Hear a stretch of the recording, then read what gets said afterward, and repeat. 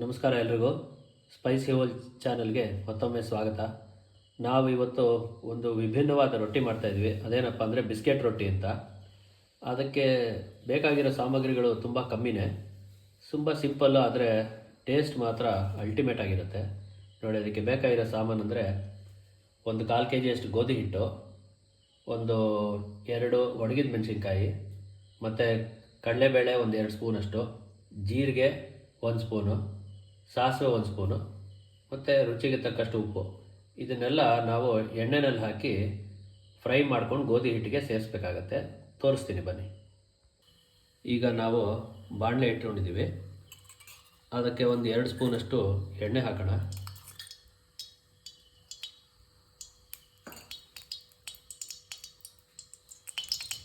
ಎಣ್ಣೆ ಸ್ವಲ್ಪ ಕಾದ್ಮೇಲೆ ನಾವು ಅದಕ್ಕೆ ಸಾಸಿವೆ ಹಾಕೋಣ.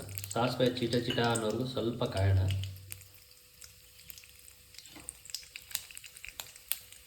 ಈಗ ಸಾಸಿವೆ ಆಗಿದೆ.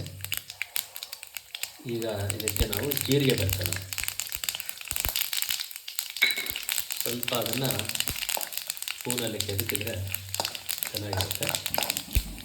ಮತ್ತು ಇದಕ್ಕೆ ನಾವು ಕಡಲೆಬೇಳೆ ತೆಗೆದಿಟ್ಕೊಂಡಿದ್ದೀವಲ್ಲ, ಅದನ್ನು ಬೆರೆಸೋಣ.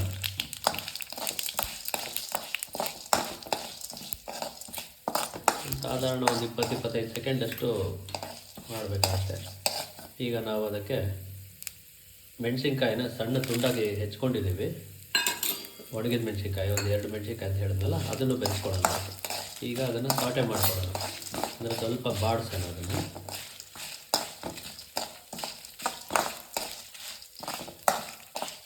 ನೋಡಿ, ಈಗ ಒಂದು 2 ನಿಮಿಷ ಬಾಡಿಸಿದ್ದೀವಿ. ಮೆಣಸಿನ್ಕಾಯಿ ಸ್ವಲ್ಪ ಗರಿ ಗರಿ ಅಂತ ಆಗಬೇಕು, ಅಲ್ಲಿವರೆಗೂ ಅದನ್ನು ಬಾಡಿಸ್ಕೋಬೇಕು. ಈಗ ಅದು ಚೆನ್ನಾಗಿ ಗರಿ ಗರಿ ಆಗಿದೆ. ಈಗ ಇದನ್ನು ನಾವು ನಮ್ಮ ಗೋಧಿ ಹಿಟ್ಟು ಜೊತೆಗೆ ಬೆರೆಸ್ಕೊಳ್ಳೋಣ. ಒಗ್ಗರಣೆದೆಲ್ಲ ಗೋಧಿ ಹಿಟ್ಟಿಗೆ ಬೆರೆಸಿದ್ದೀವಿ. ಇದಕ್ಕೆ ಸ್ವಲ್ಪ ಉಪ್ಪು ಹಾಕ್ಕೊಳ್ಳೋಣ. ಉಪ್ಪು ಹಾಕಿ ನೀರು ಹಾಕಿ ಚೆನ್ನಾಗಿ ಮೆತ್ತಗೆ ಕಲಿಸ್ಕೊಳ್ಳೋಣ. ನೀರು ಹಾಕ್ಕೊಳ್ಳೋದಕ್ಕೆ ಮುಂಚೆ ಮೆಣಸಿನ್ಕಾಯಿ ಇದೆಯಲ್ಲ, ಅದನ್ನೆಲ್ಲ ಚೆನ್ನಾಗಿ ಸ್ವಲ್ಪ ಆದಷ್ಟು ಪುಡಿ ಪುಡಿಯಾಗಿ ಅದನ್ನು ತುಂಡು ಮಾಡ್ಕೊಳ್ಳಿ.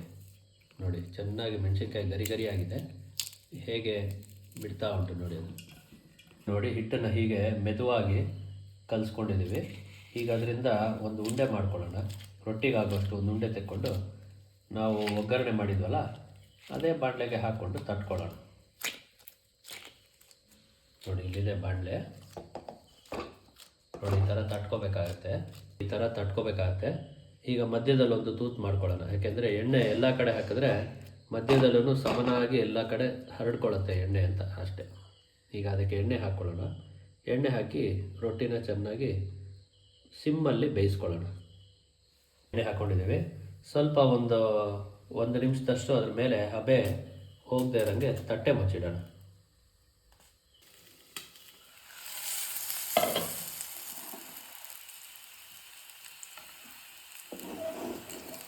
ಸ್ವಲ್ಪ ಬಾಣಲೆನ ಆಚೆ ಈಚೆ ಮಾಡಿದರೆ ಸೈಡ್ಗಳಲ್ಲಿ ಕೂಡ ಚೆನ್ನಾಗಿ ಗರಿ ಗರಿಯಾಗಿ ಬೇಯುತ್ತೆ. ಈಗ ನಮ್ಮ ಬಿಸ್ಕೆಟ್ ರೊಟ್ಟಿ ತಯಾರಾಗಿದೆ. ಈಗ ಇದನ್ನು ತಟ್ಟೆಗೆ ಹಾಕ್ಕೊಳ್ಳೋಣ. ಬಾಣಲೆಯಿಂದ ತಟ್ಟೆಗೆ ಬೆರೆಸೋಣ. ನೋಡಿ, ಎಷ್ಟು ಚೆಂದ ಬರ್ತಾ ಉಂಟು. ಒಳ್ಳೆ ಬಟ್ಲು ಶೇಪ್ನಲ್ಲಿದೆ ಇದು. ಬಾಣಲೆದು ಹೇಗಿದೆಯೋ ಅದೇ ಥರ ಬರ್ತಾ ಉಂಟು. ನಾವು ಬಾಣಲೆಯಿಂದ ತೆಗೆದು ಹಾಕಿದ ಗರಿ ಗರಿ ರೊಟ್ಟಿ ತಯಾರುಂಟು. ಇದಕ್ಕೆ ನಾವು ಸ್ವಲ್ಪ ಚಟ್ನಿನೋ ಮೊಸರು, ಚಾಟ್ ಮಸಾಲ ಏನು ಬೇಕಾದರೂ ಹಾಕೋಬೋದು. ಇಲ್ಲ ಚಟ್ನಿ ಪುಡಿ, ತುಪ್ಪ ಏನಾದರೂ ನೆಂಚ್ಕೊಳ್ಳೋಕೆ ಹಾಕ್ಕೊಂಡ್ರೆ ಬಾಯಲ್ಲಿ ನೀರು ಉರಿಸೋವಂಥ ಬಿಸ್ಕೆಟ್ ರೊಟ್ಟಿ ತಯಾರು. ನೋಡಿ, ನಾವು ಚಟ್ನಿ ಪುಡಿ ಹಾಕ್ಕೊಂಡು ಸವಿಯೋದಕ್ಕೆ ರೆಡಿ ಇದ್ದೀವಿ. ಈ ಬಿಸ್ಕೆಟ್ ರೊಟ್ಟಿ ಉಂಟಲ್ಲ, ಬಾಣಲೆ ಹೇಗೆ ಉಂಟೋ ಅದೇ ಥರ ಒಳ್ಳೆ ಡೂಮ್ ಥರ ಶೇಪ್ನಲ್ಲಿ ಬಂದಿದೆ. ಸೊ ಇದೇ ಥರದ ರೆಸಿಪಿಗಳಿಗೆ ನಮ್ಮ ಚಾನಲ್ನ ಸಬ್ಸ್ಕ್ರೈಬ್ ಮಾಡಿ, ಲೈಕ್ ಮಾಡಿ, ಶೇರ್ ಮಾಡಿ. ಎಲ್ರಿಗೂ ನಮಸ್ಕಾರ. Thank you.